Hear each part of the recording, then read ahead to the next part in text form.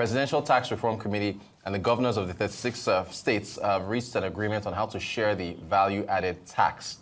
At the conclusion of their meeting, the governors have approved the distribution of VAT revenues according to following criteria: 50% equality, which is what is currently in place, 30% derivation, which is different from the 20% currently in use, and 60%, which was suggested by the Presidential Tax Reform Committee, led by Mr. Taiwo Oyedele. So, joining us to discuss is, of course, Arise business analyst Chika. Happy Friday, sir. Good morning. Thank God it's Friday, Rotis. Oh, goodness. I can't tell you how happy I am. Thank God it's Friday. You're welcome. Yes. So, what do you make of these developments? Oh, yeah. The tax...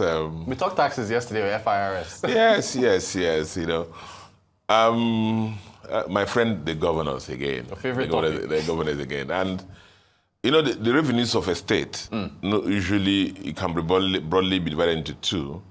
The federally allocated, contract from what they call the FAC allocation, and internally generated revenue, which is the IGR, which is due to the effort of the state governors directly in their states, And so, with the drive and passion with which the governors pursued this VAT matter, I wish you can just go back and use it to pursue the internally generated revenue, which is totally under their control. Right. Not that Abuja shared the FAC allocation and that. See, VAT in a bigger issue is a form of tax that is very relevant because it enables you, a lot of people who are not in the tax net, who are not paying their other corporate or personal taxes, will somehow go and buy things. Right. They must buy things, whether it's electronics or other things. So in that way, you must capture them in their spending will come into the tax net. So VAT is very important revenue for the country. And so the issue has been, how do we share that revenue? Right. And you thought about it in your rundown. Initially, or the current situation was that all the money is brought into the basket from the whole country, and then on that basis, 20% is shared on the basis of derivation. Derivation means where the revenue came from. How much did each state VAT come from Imo State, how much VAT came from Lagos State, and so on and so forth. So if the total VAT in that basket is 100 naira, so they will take 20 naira out for on the derivation and share it among the states, on the basis of how much each state contributed.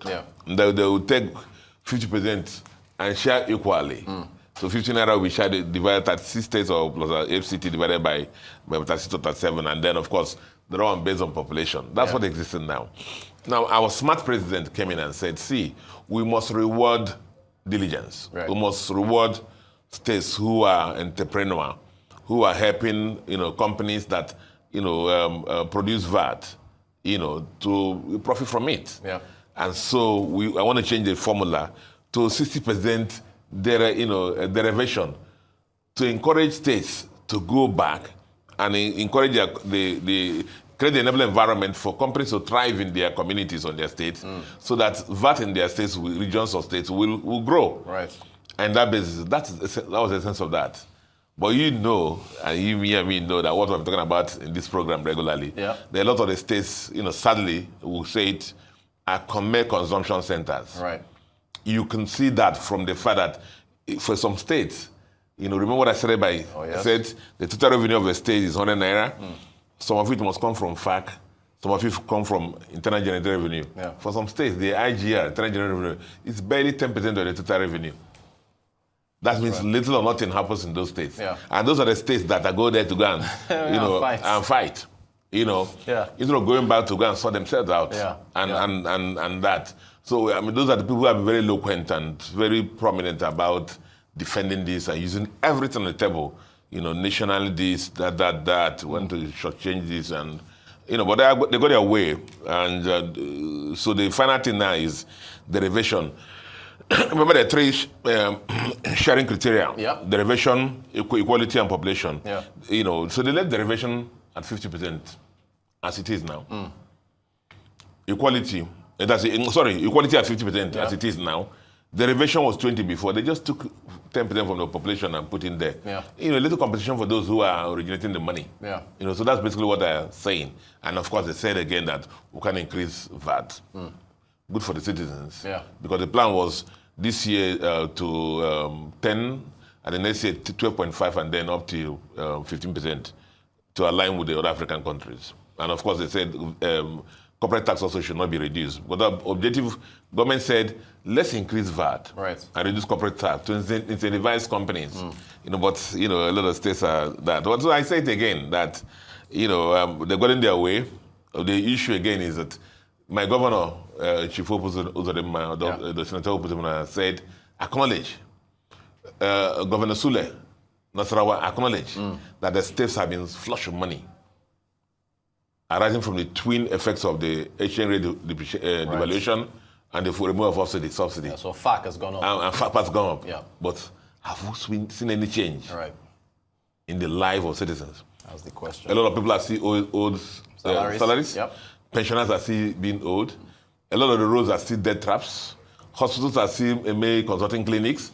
And you know, but what we see now is some governors are living this thing big. The convoys have already increased and so on and so forth. But they should go back and actually think about legacies and that, you know, knowing that if you improve the living conditions and the quality of life in your states, you know, businesses will thrive. Your IGR will improve. Even the VAT from your state will improve. You know, look at Aba, for example. Aba used to be a commercial center for the East there. There are a lot of inter-country trade from West African coast. A lot of people come and know, used to come from Togo, Cameroon, all those come to that. At the time, they couldn't come because the roads were no more travel. Yeah. You know, but, you know, and we talked and spoke and everything. But when this current governor came in there, and he just focused on Aba, and suddenly things are happening now. You know, so governors, congratulations that you have gotten your way, but the issue is, let this increased earnings reflect in the life of citizens of our country. We're not seeing them yet. CBN. Yes, another of your favorite topics. Yeah, I mean, should we be celebrating this really? Because CBN is supposed to be, because this what they're pushing at now is already been done in most of the banks in Nigeria. Right. Okay. You know, most of the banks in Nigeria, nobody moves physical vouchers and documents these days. You know, things are moved electronically and moved from table to your laptop to your system to your system. And people approve and decisions and things are moved faster. You know, but we're happy that they finally come on board with the new governor and they're pushing those narratives. I'm happy they're doing that. For the MDAs, they say the objective is, I'm surprised that CBN is still working on how to make them withdraw cash faster. You know, withdraw cash faster. That's one of the objectives of that program. I'm surprised because these days, you know, we thought that they were moving towards cashless banking, being pushed by CBN. Then how are you designing a program that will make the MDAs withdraw cash faster? Can't the MDAs move towards digitization and making payments online instead of carrying all the cash they're carrying? You know that. You know, so for me, that's what it is there. But it's commendable. It's going to make decisions faster, reduce the cost of operation, reduce errors for them, and so on and so forth. It is come with that. Just one last question, Chika. So, I mean, technology and reducing corruption and improving efficiency, that is still the overarching theme, right? So once that technology, it reduces the number of human intervention, and which is good. You know, so things can flow faster. And then, you know, they're more predictable. Human interventions are limited. You know, so that's that. And CBN becomes tidier in decision making and faster decision making. You know, All right, business analyst Chika, thank you so much for keeping us up to date on breaking these things down. So I appreciate your time as well. Thank you.